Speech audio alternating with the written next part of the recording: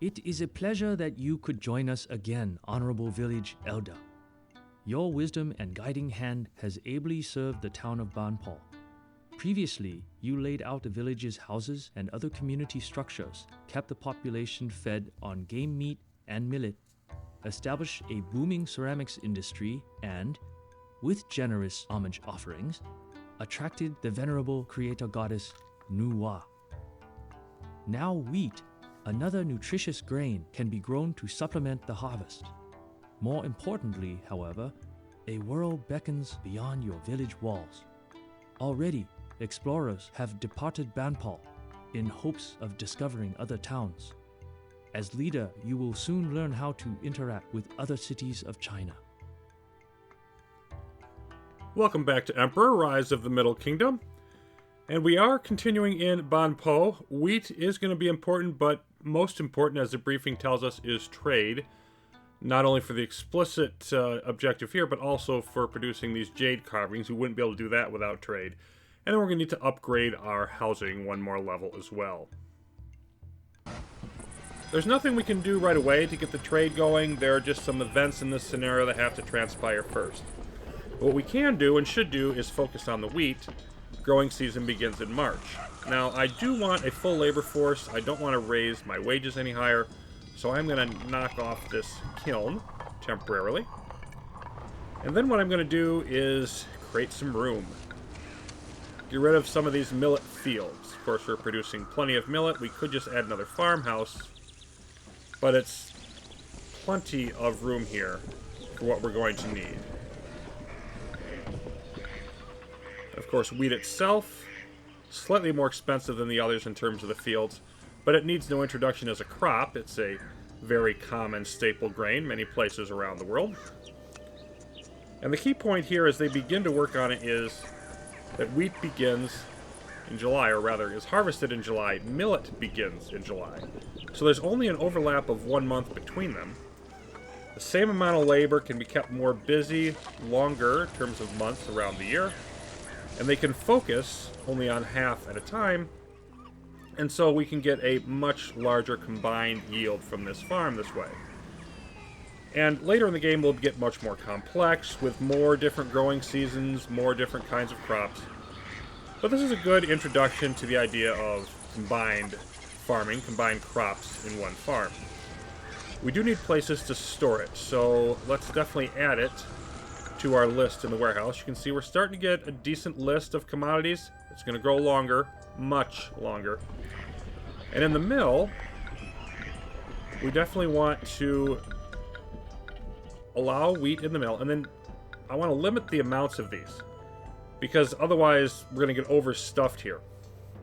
So by lowering it down to 12, even if there's a full 12 of 2 of these, there'll still be some room for the third ingredient. Make sure that they can always access all 3 of them there. And anything extra can just come down here to the warehouse. Then we have another hero. Nuwa before, now we have Shen Nong.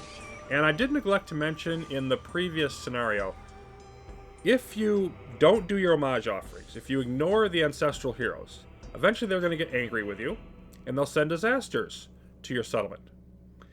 That could be, things like a flood, river overflowing, and destroying a bunch of your buildings and fields, and taking away land that you need.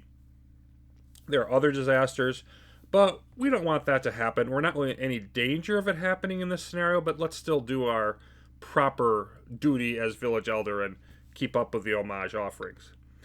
So Shen Nong is the divine farmer, a noble in Chinese mythology, taught the people about agriculture and medicinal value of herbs, halves the building costs of a whole bunch of agriculture-related things, and then also increases the growth or yield of all the farmhouse field tiles, satisfies food requests for other cities, and diviner and herbalist Walker.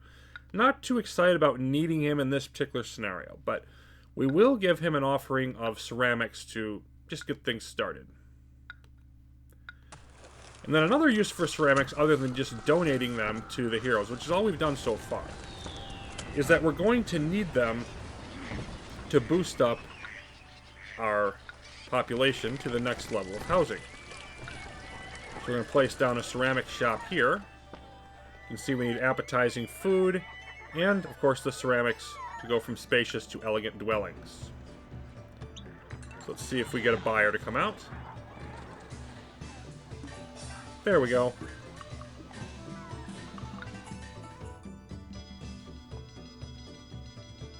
Our craftsmen can make such wonderful pots. So they're going to come and buy from what I have left them. They don't need that many.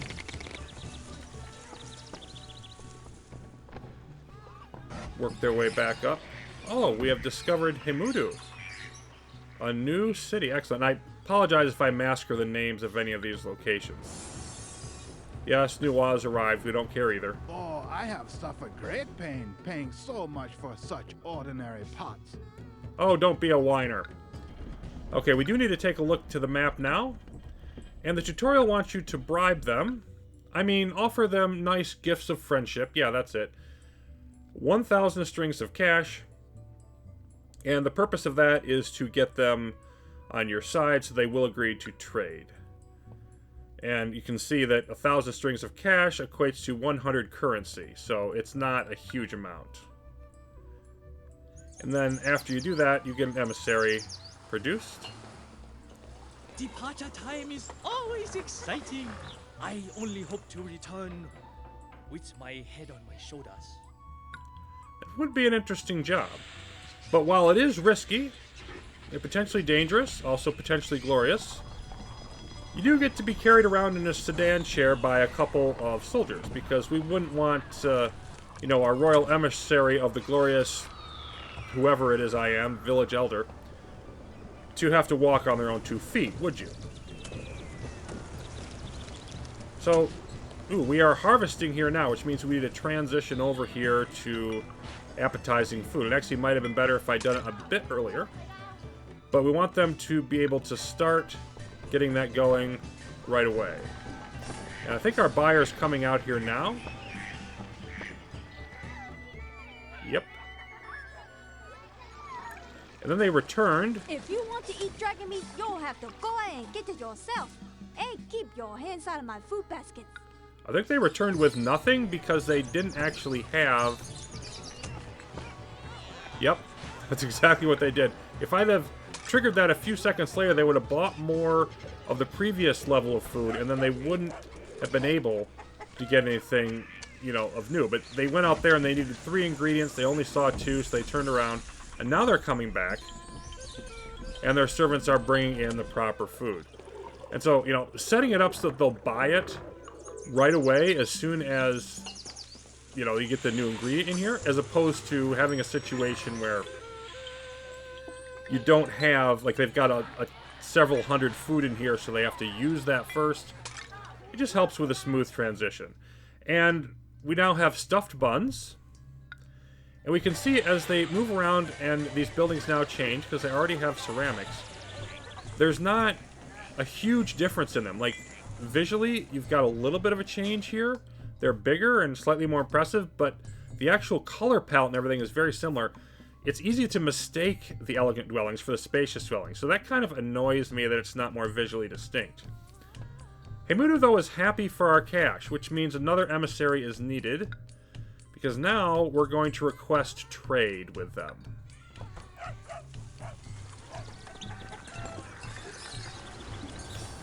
And we've got a good supply of food here. We've upgraded our housing.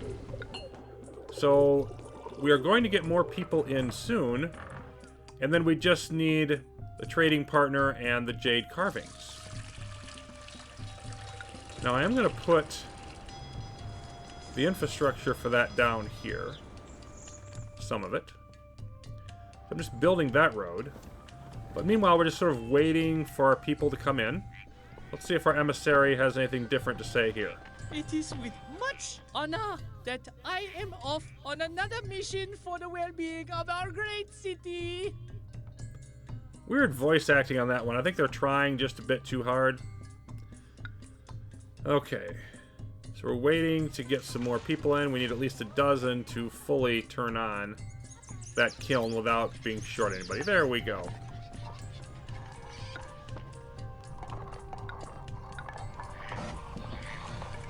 And the people will continue to come in to our elegant dwellings.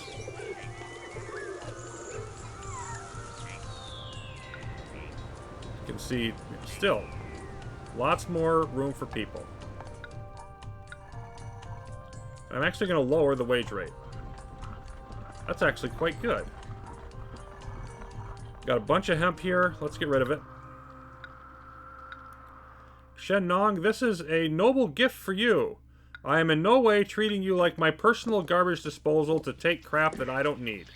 Not at all. A new settlement discovered, Dow and Cow. They're going to get the same treatment.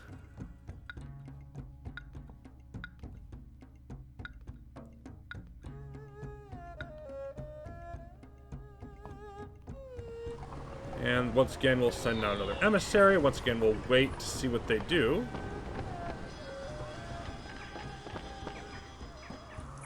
But at the moment, I really just need to hear back from Hemudu. You know, what do you think about that trade deal? Because we can't really do anything until that goes through. Shouldn't be too long, though.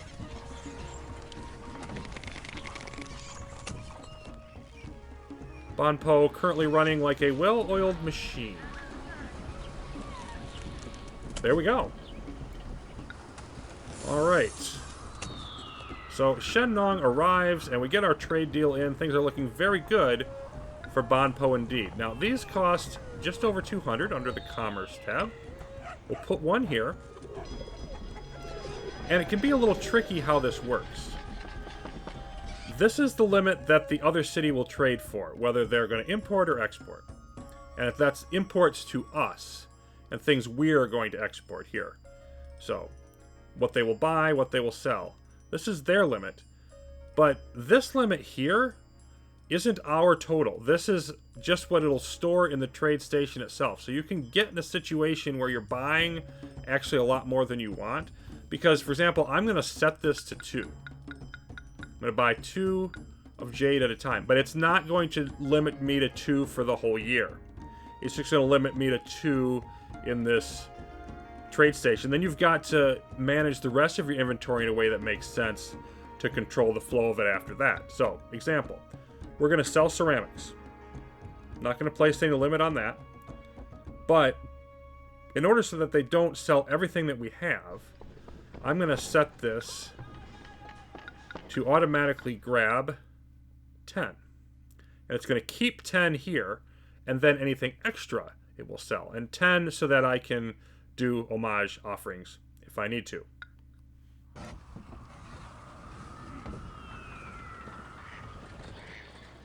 And then with jade coming in, we need to be set up industrially for that. So let's get a couple of jade carver studios in place. And I think we're going to need more labor for that. Yes, that's my warning that we do. We'll pump the wage rate back up. I also don't want to store... I'll go ahead and store the jade here, I guess, unless we start running low. Let's keep this... You know what? You can just store whatever there. If our cash was particularly low, I would want to keep this down, because they'll just bring in the jade here and store it here and continue that cycle. But I think our cash is going to be fine. We can just store some extra. And here are our traders. I'm on my way, but I'll surely be back for another trading day. Okay, so Jaiku bought 4 ceramics and sold to Jade. And of course, Jade are fairly expensive at 95. We're paying a little more from them than the ceramics that we're selling per unit. But the idea is we want to turn the jade into something more profitable. I think we've got some extra millet. Dow and Cow is happy with us. Yes, we will definitely hold a festival. And let's go ahead and once again give away some millet. And now we're going to try to open trade there. So it's sort of the beginning of a year. We've got our 2 jade carving studios set up. And our final goal then is to produce 4 in a year. So we can import 12 of these in a year. We should not have a problem with that much. You can see our cash is continuing to go down. We have our limit of ceramics. So any additional ceramics we get, we should start selling. And they're bringing the jade over here to the carvers. It's been a long, dusty road, but I finally arrived to unpack this heavy load. Excellent. Then we're going to be paying you more for jade as well. The main point is just you have to be really careful about your flow of resources, what you accept and where, because you can easily bankrupt yourself if you're not careful. And more jade.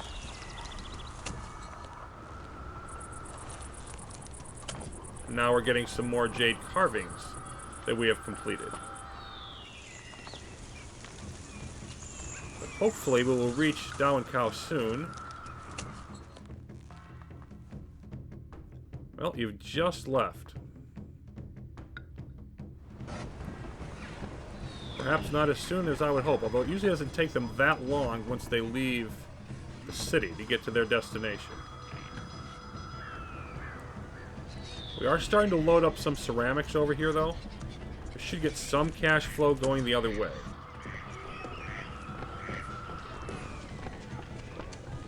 And meanwhile, yeah, we've bought a few, but haven't sold any. Bought a few jade, that is. Haven't sold any ceramics just yet. There we go. Alright, now we can begin to balance this out. And we're going to put the Banpo trading station down here. And they want to buy carved jade at more than twice the price we buy the regular jade. Now, we still have the price for putting up these carver studios, the price that we're paying for the labor for each year. But we're still probably roughly doubling our investment. We're definitely going to sell it all. Sell all the ceramics we can. Sell all the hemp we can. We don't need to import any wheat. So this should be all profit, our trade with them. Now, if we're going to sell all the hemp, let's definitely also set this to 4. Keep 4 for ourselves, sell everything to everybody else. So from this point, there we go. You're hauling our jade carvings over there. You can see our food supplies looking decent. But we're definitely looking forward to bringing in this next wheat harvest.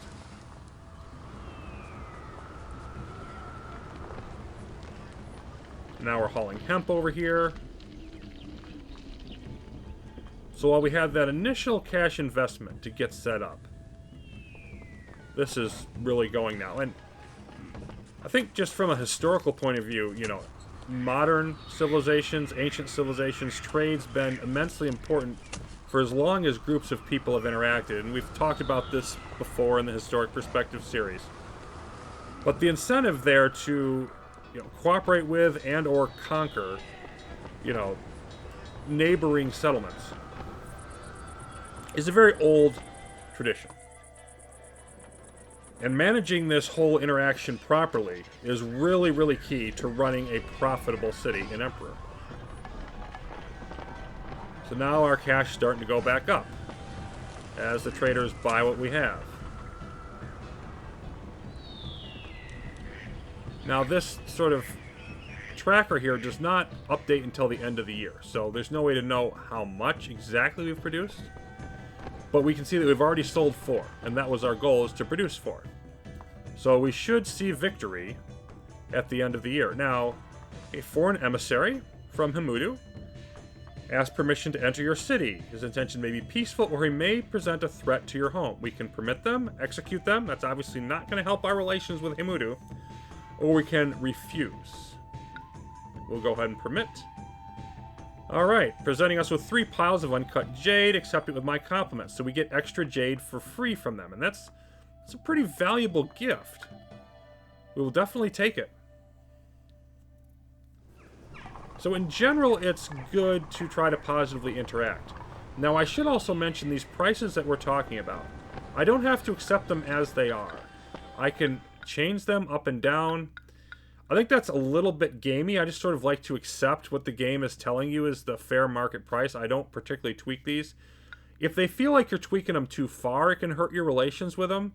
So I'm sure that there's like people with, pro strats in terms of, how to meta the best out of that and just get, wring the most out of it without irritating them too much that they cut off your trade agreements and all of that. But I'm not going to really be exploring that in this run. I'm going to be more focused on the logistics of the city and just making sure that we keep the resources running smoothly at the prices that we're given.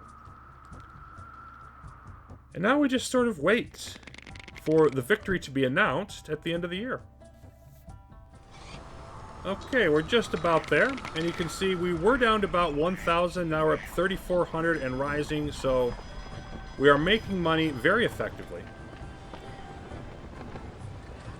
And really no concerns.